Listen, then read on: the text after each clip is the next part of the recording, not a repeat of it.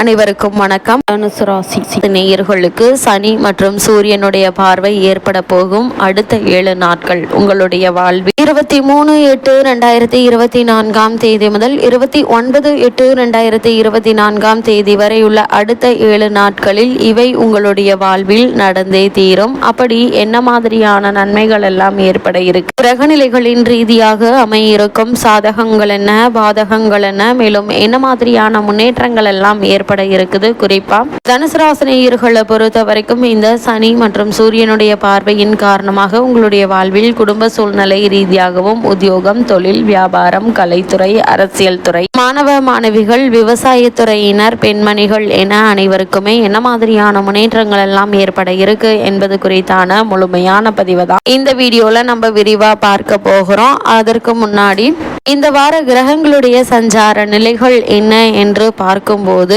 தனுசு ராசினியர்களை பொறுத்த வரைக்கும் உங்களுடைய ராசிக்கு ருண, ரோக, சத்ரு என்று சொல்லக்கூடிய கடன், எதிரி, வியாதி ஆகிய இடங்களில் குரு மற்றும் செவ்வாய் இணைந்து சஞ்சரிக்கிறாங்க. குரு மற்றும் செவ்வாயினுடைய இணைவு குரு மங்கள யோகம் என்று அழைக்கப்படுங்க. இப்படிப்பட்ட நேரங்கள்ல இந்த உங்களுடைய ராசிக்கு இந்த ருண, ரோக, சத்ருஸ்தானம் என்று சொல்லக்கூடிய 6ஆம் இடத்தில் குருவும் செவ்வாயும் இணைந்து சஞ்சரிப்பது ஒரு சில முன்னேற்றங்களை உங்களுக்கு ஏற்படுத்தக்கூடிய ஒரு காலகட்டமாக தாங்க அமைஞ்சிருக்குது. உடல் ஆரோக்கியத்தால் பாதிக்கப்பட்டு வந்த தனுசு ராசியினருக்கு நல்ல உடல் ஆரோக்கியம் ஏற்பட இருக்குதுங்க. கடந்த 7.5 வருடங்களாக 7.5 சனியின் பிடியில் சிக்கி தவித்து கொண்டிருந்தவங்களுக்கு கடைசி 2.5 வருடங்கள் ஓரளவுக்கு முன்னேற்றங்கள் ஏற்பட்டு கொண்டிருக்குங்க. அந்த வகையில இந்த குரு மற்றும் செவ்வாயினுடைய 6ஆம் இட சஞ்சாரம் உங்களுக்கு நல்ல ஒரு முன்னேற்றத்தை ஏற்படுத்தி கொடுக்க இருக்குது. உடல் ஆரோக்கியத்தில் நல்ல ஒரு முன்னேற்றம் ஏற்படுவது மட்டுமில்லாமல் குடும்ப சூழ்நிலையில மகிழ்ச்சியும் சந்தோஷத்தையும் ஏற்படுத்தி கொடுக்க இருக்குதுங்க. அதே போல ஒருவேளை உங்களுக்கு பழைய கடன்கள் இருந்துச்சு அப்படின்னா அவற்றை அடைத்து நிம்மதி பெறுவது மட்டுமில்லாமல் எதிர்காலத்திற்கென்று சேமித்து வைக்கக்கூடிய ஒரு காலகட்டமாகவும் இக்காலகட்டம் அமைஞ்சிருக்குதுங்க.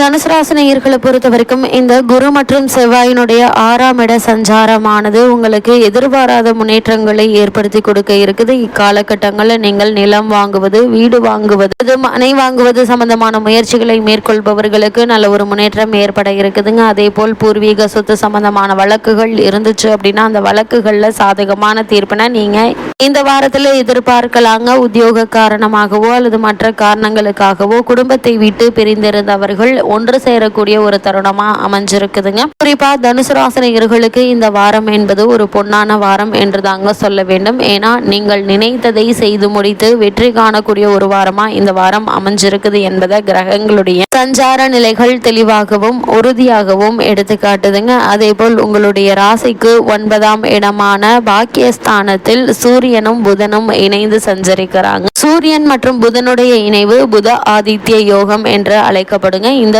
சூரியனும் புதனும் உங்களுடைய ராசிக்கு 9ஆம் இடமான பாக்கியஸ்தானத்தில் சஞ்சரிப்பது பல முன்னேற்றங்களை உங்களுடைய வாழ்வில் ஏற்படுத்தி கொடுக்க இருக்குதுங்க. காரணம் இந்த வாரத்துல உங்களுக்கு தாராளமான பணவரவு ஏற்பட இருக்குது. அதனால் குடும்பத்தாருக்கு தேவையான அத்தியாவசிய ஆடம்பர பொருட்களை வாங்கி கொடுத்து மகிழ்விக்க இருக்கீங்க. அதே போல் பெண் பிள்ளைகள் அல்லது உங்களுடைய குடும்பத்தில் பெண் அல்லது பிள்ளைகளுக்கு வரன் சம்பந்தமான முயற்சிகளை மேற்கொண்டு வந்தீங்கன்னா ஒரு சிறு முயற்சியிலேயே நல்ல ஒரு முன்னேற்றம் ஏற்பட இருக்குதுங்க. புதிதாக வேலைக்கு முயற்சிக்கும் தனுசு ராசியினருக்கும் கூட சிறு முயற்சியிலேயே நல்ல ஒரு நிறுவனத்தில் நல்ல ஒரு ஊதியத்துடன் கூடிய வேலை உங்களுக்கு கிடைப்பதற்கான சாத்தியக்கூறுகள் அதிகம் இருக்குது. அதே போல் வெளிநாடு சென்று பணியாற்ற வேண்டும் என்ற விருப்பம் இருந்தாலும் அதற்கான முயற்சிகளை தற்போது நீங்கள் தாராளமாக மேற்கொள்ளலாங்க. தொழில் ரீதியாகவோ வியாபார ரீதியாகவோ ஒரு சிலர் வெளிநாடு சென்று வரக்கூடிய வாய்ப்புகளும் இருக்கு என்பதை கிரகநிலைகள் மீண்டும் மீண்டும் உங்களுக்கு அறிவுறுத்துதுங்க. தனுசு ராசினியர்களை பொறுத்த வரைக்கும் உங்களுடைய ராசிக்கு தொழில் மற்றும் கர்மஸ்தானமான 10ஆம் இடத்தில் கேதுவும் சுக்கிரன் நீச்சம் பெற்று சஞ்சரிக்கிறாருங்க. கேது உங்களுடைய ராசிக்கு 10ஆம் இடத்தில் சஞ்சரிப்பதால் தொழில் ரீதியான முன்னேற்றங்கள் ஏற்பட இருக்குது. எவ்வளவு நாட்களாக எதிரிகளால் உங்களுக்கு ஏற்பட்டு வந்த தேவையில்லாத விரயங்கள் அல்லது பகையுணர்ச்சி நீங்கி நல்ல ஒரு முன்னேற்றம் ஏற்பட இருக்குதுங்க. அவர்களுடைய சதியை முறியடித்து வெற்றி காணக்கூடிய ஒரு தருணமா அமைஞ்சிருக்குதுங்க. கேதுவை பொறுத்த வரைக்கும் உங்களுடைய ராசிக்கு 10ஆம் இடத்தில் சஞ்சரிப்பதால ஆன்மீக யாத்திரை சென்று வரக்கூடிய வாய்ப்புகள் உங்களுக்கு கிடைக்க இருக்குது. சிலருக்கு பாடல் பெற்ற திருத்தலங்கள் சென்று வரக்கூடிய சாத்தியக்கூறுகளும் இருக்குதுங்க. இதனால் உங்களுடைய மனம் அதிகப்படியாக ஆன்மீகத்தில் ஈடுபடுவதற்கான சாத்தியக்கூறுகள் இருக்கு என்பதை கேதுவினுடைய இந்த நிலை உங்களுக்கு தெளிவாகவும் உறுதியாகவும் எடுத்து காட்டுதுங்க.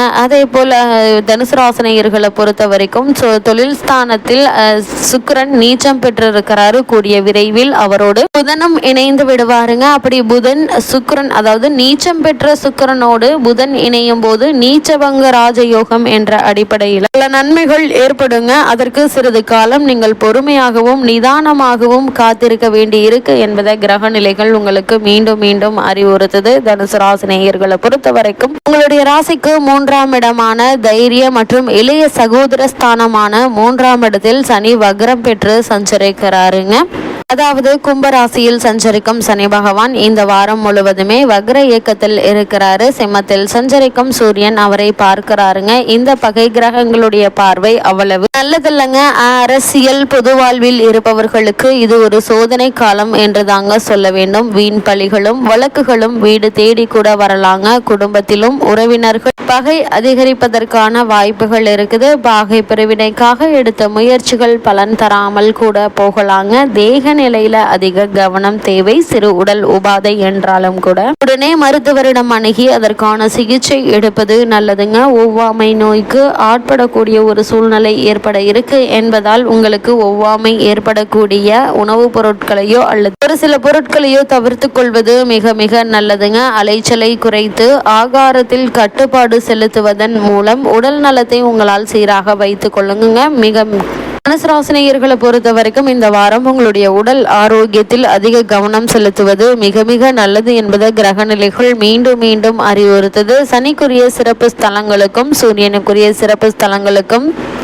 யோக பலம் பெற்ற நாளில் சென்று வழிபட்டு வந்தால் பல நன்மைகள் உங்களுடைய வாழ்வில் நடப்பதற்கான சாத்தியக்கூறுகள் அதிகம் இருக்கு என்பதை கிரகங்களுடைய சஞ்சார நிலைகள் உங்களுக்கு மீண்டும் மீண்டும் அறிவுறுத்துதுங்க. தனுசு ராசினியர்களை பொறுத்த வரைக்கும் உங்களுடைய ராசிக்கு 4ஆம் இடமான சகாயம் மற்றும் தாயாருடைய நிலையை குறிக்கக்கூடிய 4ஆம் இடத்தில் ராகு சஞ்சரிக்கிறார். இதனால் தாயாருடைய உடல் ஆரோக்கியத்தில் நீங்கள் அதிக கவனம் செலுத்துவது நல்லதுங்க. அவர்களுக்கு சிறு உடல் உபாதை என்றாலும் கூட உடனே மருத்துவரிடம் அழைத்து செல்வது நல்லதுங்க. ஒரு சில கிரகங்களுடைய நிலையை பொறுத்தவரை அதாவது தங்களுக்கு நடைபெற்று வரும் தசாபுக்திகளுடைய அடிப்படையில் பார்க்கும்போது ஒரு சிலருடைய தாயாருடைய உடல்நிலையில நல்ல ஒரு முன்னேற்றம் கூட ஏற்படலாங்க.